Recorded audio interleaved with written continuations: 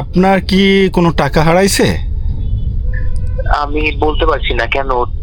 আমার লাস্ট এক যাত্রী আমার গাড়ি থেকে নেমে গেছে এবং তার মনে হয় কিছু টাকা পড়ে আছে আমার এখানে। এই দেখেন, এখানে কিছু টাকা পড়ে আছে, এখানে 110 টাকা হবে। হ্যাঁ, তো টাকাটা আমি এখন পর্যন্ত হাত দিয়ে ধরি নাই, তারপরে একটু দেখতে হবে কয় টাকা। 110 টাকায় পড়ে আছে। হ্যাঁ, তখন এই টাকাটা কি করব ভাবতেছি আমি। এটা লাস্ট যাত্রী যে তারই হবে, কারণ পিছন দিয়ে হাত দিয়ে তারপরে টাকাটা উঠাইছে। ঠিক আছে, তো এখন আমার যেটা দায়িত্ব, ইসলামিক ধর্ম হিসাবে কারো টাকা পাইলে অবশ্যই তাকে খুঁজতে হবে। 3 দিন পর্যন্ত টাকাটা আমার কাছে রাখতে হবে এবং খুঁজতে হবে। তারপরে যদি কাকে না পাই তাহলে তো নিজে তখন খরচ করতে পারবো। তো এইটা হলো ইসলামিক পর্যায়ের একটা বিষয়।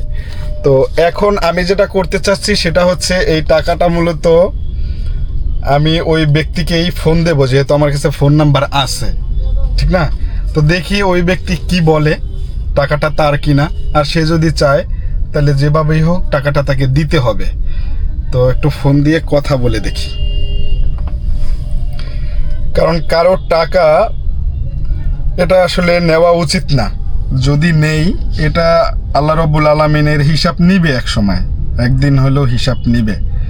তো লাস্ট নাম্বারটা আমার মনে আছে, কারণ আমি এখন পাম্পে তেল দিতে ঢুকছি। আমি কল দিচ্ছি অলরেডি, তো তাকে কল দিছি অলরেডি।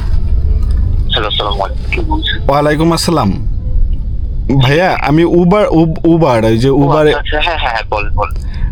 ভাইয়া না, ওই যে 14 নাম্বার গেলেন, তারপরে আবার আদাবরে আসলেন। হ্যাঁ হ্যাঁ হ্যাঁ, বলেন। রাইট। আপনার কি কোনো টাকা হারাইছে? আমি বলতে পারছি না কেন, আমি ঠিক না, করিনি। আপনি যে সিটে বসছিলেন এই সিটে 110 টাকা মানে আমি পাইছি। এখন আপনার কি নাকি অন্য আচ্ছা, কারো? হ্যাঁ, আমার পকেটে রাখছিলাম মনে হয়, তো পড়ে গেছে।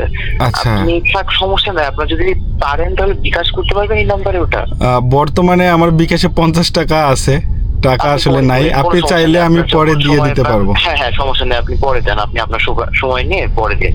আচ্ছা, তাহলে আমি আপনার নাম্বারটা সেভ করে রাখলাম। আমি ইনশাল্লাহ পরে বিকাশে টাকা ঢুকে এরপর দিয়ে দেবো ইনশাল্লাহ। আচ্ছা, ঠিক আছে। ঠিক আছে, আসসালামু আলাইকুম।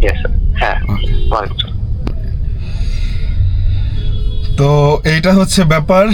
এখন যেহেতু সে চাইছে যে পরে আপনি দিয়ে দিয়েন, তো আমার বিকাশ নাম্বারে কয় টাকা আছে আমি সেটাও আপনাদের একটু দেখাই। তো আমার বিকাশ নাম্বারে আসলে টাকা নাই, তাকে আমার দিতে হবে যেহেতু সে চাইছে।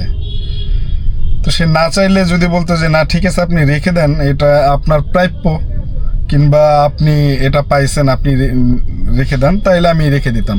এই যে আমার অ্যাকাউন্টে মাত্র 52 টাকা আছে, দেখা যায় কিনা জানি না, মাত্র 52 টাকা আছে। এই যে চলে যায়, তো এই যে মাত্র 52 টাকা আছে। তো যখন কেউ বিকাশে পেমেন্ট করবে তখন আমি তাকে টাকাটা দিয়ে দেব। তো ইদানিং মানে কপালটা ভালো না খারাপ জানি না, মানুষের টাকা পয়সা আমার কাছে আসে। কিছুদিন আগে পাইছি একটা মোবাইল, সেটাও ফেরত দিছি। তো এখন পাইলাম 110 টাকা, সেটাও ফেরত দিতে হবে আলহামদুলিল্লাহ। তবে এটাই হলো ঘটনা যেটা শেয়ার করলাম। 110 টাকা, টাকাটা বড় ব্যাপার না, বড় কথা নয়। তবে এটা আমার দায়িত্ববোধ থেকে আমি তাকে টাকাটা ফেরত দিতে চাচ্ছি। এই আপাতত রেখে দিলাম। তো পরবর্তীতে বিকাশে যখন টাকা আসবে তখন আমি তাকে 110 টাকা ফেরত দেবো ইনশাল্লাহ। তো এই হলো মোট কথা কাহিনী আর কি। ওকে, গ্যাস নিতে আসছি, সামনে গাড়ি আগাচ্ছি।